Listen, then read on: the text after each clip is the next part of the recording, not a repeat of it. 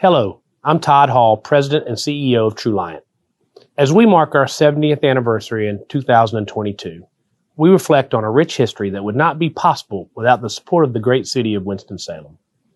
From our humble beginnings in 1952 to the present, where we will soon serve over 300,000 members, hire our 1,000th employee, and exceed $4 billion in assets, to a future poised for continued growth. I am proud of the work we are doing together. TrueLiant is grateful for and remains committed to Winston-Salem and all of Forsyth County.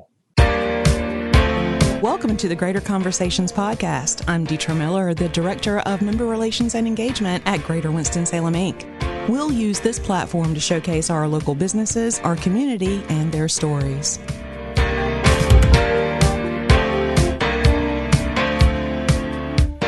Hi, everyone. Welcome back to the show. I'm super excited to have here with me today David Kaszycki with Beam Dynamics, the co-founder and CEO of a startup here in Winston-Salem that is going a little beyond Winston-Salem, and I can't wait for you to tell us a little bit more about that. Good morning. Good morning. Thanks for having me. Excited to share a little bit about our story and how we got to where we are and where we're moving to in the future. Yes, I can't wait to hear more. And speaking of moving, I want to start with this.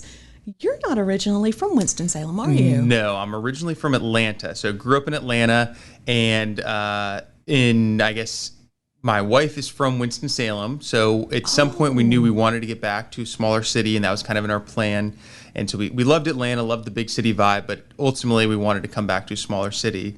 And in, January of 2020, my partner at the business now, he moved here with his wife, who is a doctor at Wake Forest. Nice. And so we kind of helped them find a house. We started talking about the business and said, hey, I got this crazy idea to start this company.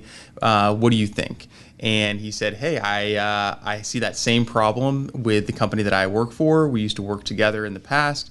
And we kind of just started working nights and weekends. And so the result of that is by the summertime, COVID had hit. We were locked down. Things were crazy in Atlanta. We knew it was a good time to potentially move. So we had the opportunity with our lease ending and made the big move to Winston-Salem. Still working. My wife and I are working at our existing jobs, but since then, it allowed kind of the business to progress. And then by December of 2020, I had left my job, was full-time with Beam Dynamics. My wife had then moved from Georgia Pacific and is now at Reynolds. And then my partner and I were able just to expand the business so much more. So it's kind of like all the stars aligned. And honestly, when I tell people, my friends say, are you happy about moving? I had a good buddy come up that's still in Atlanta. And I was like, I would never look back. I said, we enjoyed the city so much. There's no traffic. There's a great access to business and people. And I said, immediately, just in a few months of being here and having this startup, I've already met some of the most prominent business people in town. We've obviously got involved with the chamber with a lot of different things. We feel a part of the community after just a few months. And I think in Atlanta, we never really felt like that. Whereas here, we instantly felt a part of the community. And it's just a huge part of our life now that we feel like we're already contributing to the community in a positive way in such a short time. Oh, I love that. That's a perfect soundbite for folks that are thinking about coming to Winston-Salem. Yes. That's perfect, David. Well, let's talk a little bit about Beam Dynamics. What is it? Yeah, so I used to work for one of the largest manufacturers in the film industry, hence why I was kind of living in Atlanta at the time with all the film production there. And I would visit anywhere from 200 to 200 film sets, production studios, and broadcast studios every single year. So I was always all over the place, working with engineers and technicians on set. And I just continued to see the same problem in virtually every single studio that I went into. And that's namely that there's tens of thousands of unique pieces of equipment from hundreds of different manufacturers. And it's great that my company had a portal for those engineers to find the software updates and firmware updates and security patches. But these engineers are dealing with hundreds of different manufacturers on set. Even if when we sit here in this podcast studio, when you look around, there's a large number of manufacturers that are here. So ultimately we said it's great that each manufacturer has their own information source, but what if we could bring all that data together? So that's ultimately what we built. We've provided a single platform where a studio uploads the list of all of the inventory they have, whether it's cameras, whether it's production equipment, whether it's wireless video transmission systems, whatever it is, and we're able to pull in every single firmware update, security patch, manual, documentation on all of that equipment in a single interface. Wow, that must save a ton of time, number one, especially if you've got hundreds of different manufacturers that you have to look for this update and that update. Correct. Yeah, downtime on production sets is cost roughly $50,000 per hour. So if you're shooting a major motion film, they spend about $160 million over 16 weeks to shoot that. So it's about $1 million a day. And the problem is it's a workflow-based business, right? So all these manufacturers must work together, whether it's a $100 piece of equipment or $100,000. If one of those goes out in the middle of the workflow or the middle of the production, the entire production and shoot comes to a stop. So we ultimately help this equipment stay up and running better. But also, if there is a problem on set, now these engineers have one place to go to find that data rather than, okay, let me go to Sony's website, let me go to Canon, let me go here. So it's really resonated deeply with our customer cohort, but it's taken about 2 years, 2.5 years now of us digging into the problem to finally have delivered we actually just launched our solution about 4 weeks ago, but it's been... Congratulations. Thank you. So a lot of work to get there, but I think we're now on a very fast track to growth. Oh, that's amazing. So I think, if I remember correctly, you guys just won an award. We won a few. Okay. So really, let's go back to, so we started this company in January of 2020. My partner and I worked nights and weekends for all of 2020, and any time we could spare, and progress the business. And then by December, we applied for this NCIDEA grant. Yes. So it's a small micro grant that is kind of help you validate your business. So we kind of said, hey, this is the time, things are looking good. We talked to some people, we won that grant. That kind of gave me the confidence that, hey, someone else validated this idea. I went full time. And then we were able to raise like a small angel funding round, which was good. So that kind of got us into starting 2021 strong. From there, we got some initial pilot testers, which has been great, that tested and moved the product along. And then we ended up winning from the National Association of Broadcasters, the largest trade association, a Pilot Innovation Award.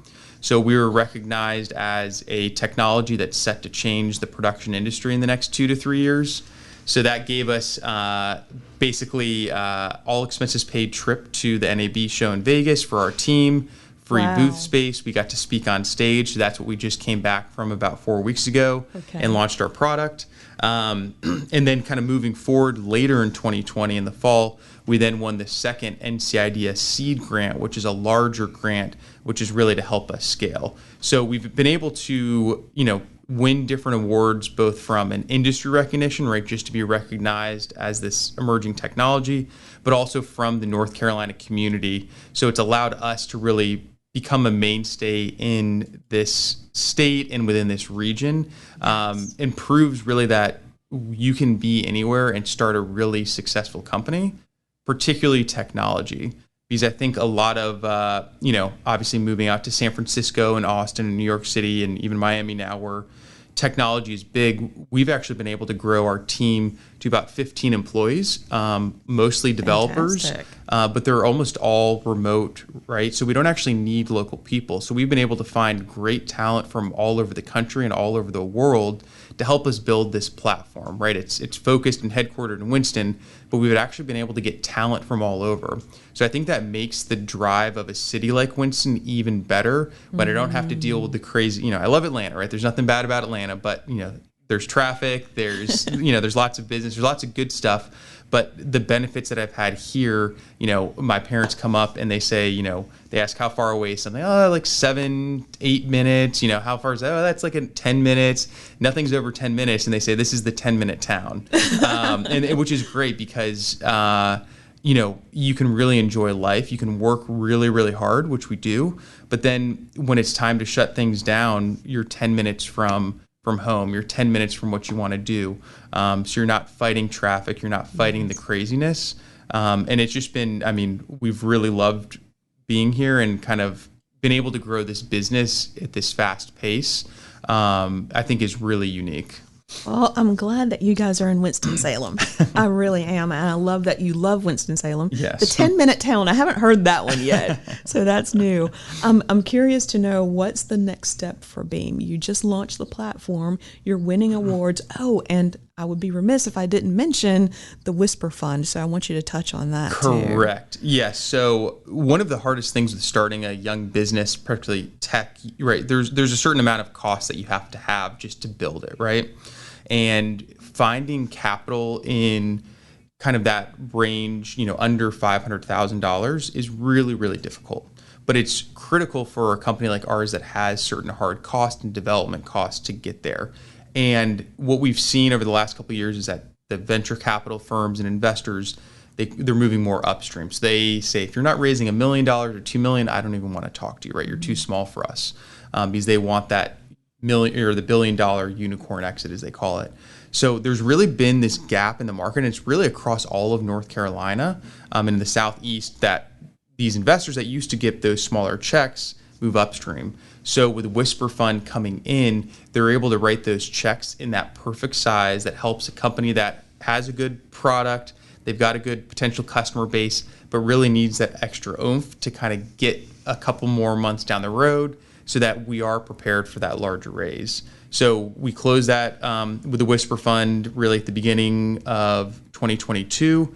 That's allowed us to grow our team, expand the product. We launched at this NAB trade show, as I said, about 4 weeks ago. We've signed up a bunch of clients with some of the largest production companies in the world. I can't name all of them, but hopefully soon. These are all brand names that you have and watch on a daily basis.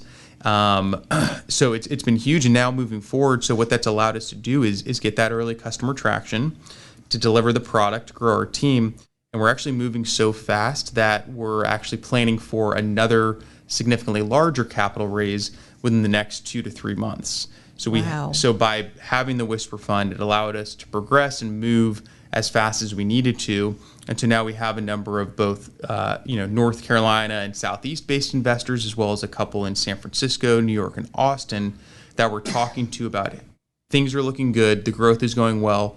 We don't want to slow things down. So they want to provide that next cash infusion that's going to allow us to continue to scale and grow. So hopefully when we talk again, in a couple months or, next year, right, this cash flow will allow us to expand our product, add a few more team members. So we'll probably be up to about 30 employees by the end of next year. And more of those will be local to Winston, right? Some developers, but really we need to develop really strong, customer success, and keeping our customers happy is number one for us now that we've got a really rock solid product. Congratulations on that. Thank you. I'm curious to know, for folks listening that are thinking about starting a startup, a technology one to be specific, and they're looking at different locations, what would you say to them about looking at Winston-Salem? We've been able to, as I said, we've become a part of the community. And I think that's important, to have community support. It's a very tough endeavor to start a business. And I think larger cities are hard to really get that community that you want to have. And so, number one, Winston's been a great community for us. We came into Winston Starts, so they provided an unbelievable office space for us to use, the mentorship and advisory that we needed at the early stage. So that's kind of one side. And I think two is, you don't need to be in one of these major cities to start a technology company, or really any company. I think the workforce has changed. So living in a city like Winston with all of the, ancillary benefits, right, that you get from a smaller town, right? I think people might, and I used to dismiss a small, I was like, I don't want to go to Winston, to tell my wife. And now that I'm here, I really don't look back. So I think there's a lot of benefits to having that. You can really make a name, and there's opportunity to grow, right? I think Winston has a rich history of great businesses that have grown and started and really been mainstays in the community. And I think from a space perspective, from a talent perspective, from just geography, right? We're an hour and a half from Charlotte. We're an hour and a half from the Triangle, right? We can hop on a flight from 3 or 4 airports to get anywhere in the country. So it's a really good centrally located place to be, that as a startup that you're exhausted all the time and working nonstop, that you can actually take a deep breath and you've got the things around you. So I think those are kind of the two things that are really, really important about Winston and starting a business here. And I think now that there's the support from the WSPR Fund, right? Now that we have, CCE is a great organization, Flywheel, Winston Starts. I think those are the things that are really making Winston a great community. We hope that we can be, eventually a flagship and continue to, invest back in the community once Beam becomes successful. But we see it as a unique place that you can really make your name here. And you're going to get that support, and you're not competing against the thousands of other startups and companies vying for attention. Mm-hmm. It really is, it's a smaller community, but the benefit is that the people that are here want to support and help startups. And it's really taken off in the last couple of years from what I can see from people that have started in the past, and say it's really growing in the right way. And there's other startups, right? So, us, and I've got 15, 20 other startups at Winston Starts alone that I talk to the founders every single day. Hey, wow. How did you do fundraising? How did you hire employees? How did you deal with benefits, for those new employees? How did you deal with this tough legal situation? And I think now that we have that network, it's very easy to get inside that network and to be able to have those types of conversations. That's awesome. I'm curious to know, because you mentioned success earlier and it was running through my brain. What does success look like for you in the next 5 years? Yeah, when we started, and we always come back to this, is, where do we want to be? What's the outcome? Do we want to make money? Mm-hmm. Do we want to keep this business going? And I think at this point, it's kind of like we've hopped on a train or we're on a journey, and we're just continuing to follow that path and that journey and staying on that train. Things are moving fast for us in a good way. It's scary at times.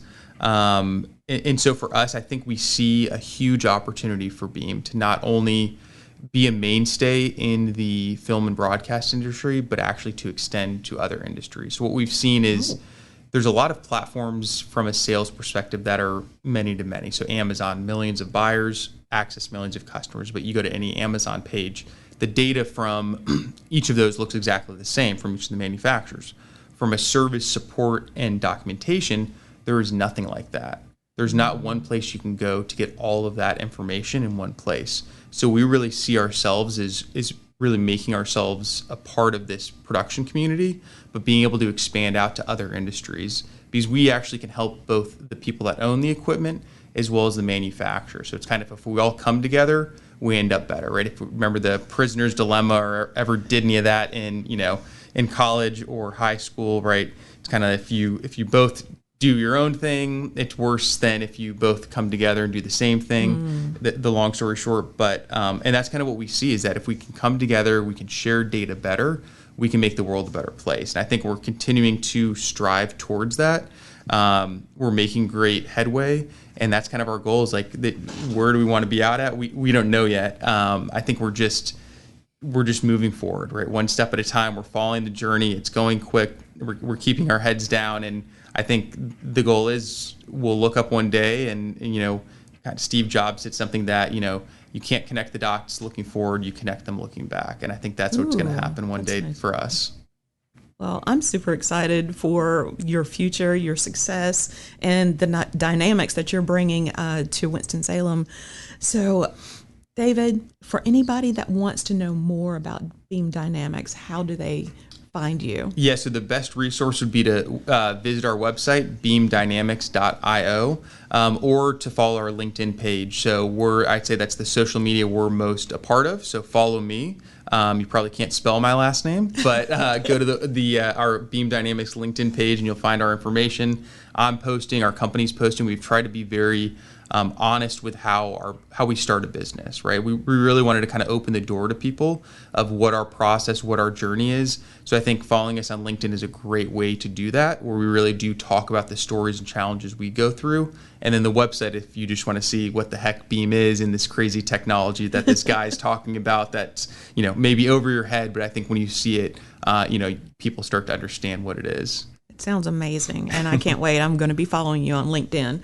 So is there anything that we didn't touch on today that you would like to share with everyone listening? Not particularly. I would just say it's starting a business is a lot of work, and there's a lot of unexpected things that come about. And I was talking to another co-founder the other day about this, and I think you have to have that entrepreneur's mentality. Mm-hmm. So if you want to hop in and do this, there's never going to be a perfect playbook. You can always read all the books and all the articles and try to figure it out.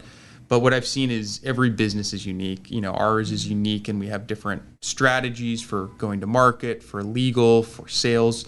And I think, if you are interested in starting a business, be comfortable with being uncomfortable, right? So that's, you've got to be able to put yourself in that place where, hey, I'm going to leave my job. I don't know if I can actually do this.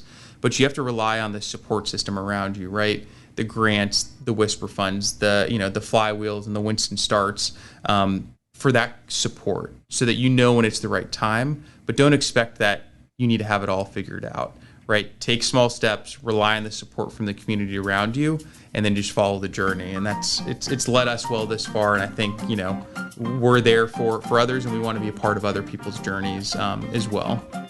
That is super solid advice. David, thank you so much for sharing today. Thank you for being here. And for everyone listening, stay tuned. We'll be back next week. We know you enjoyed this podcast today, so join us for the next episode of Greater Conversations. By the way, you can follow us on social media. We're on Facebook, Instagram, Twitter, and LinkedIn. Be sure to smash that subscribe button. Also, be sure to visit our website at winstonsalem.com. The views and opinions stated in this podcast are solely those of the contributors and not necessarily those of our sponsors, distributors, or hosting companies. This podcast is copyrighted and cannot be reproduced without expressed written consent of Greater Winston-Salem, Inc. or your toast.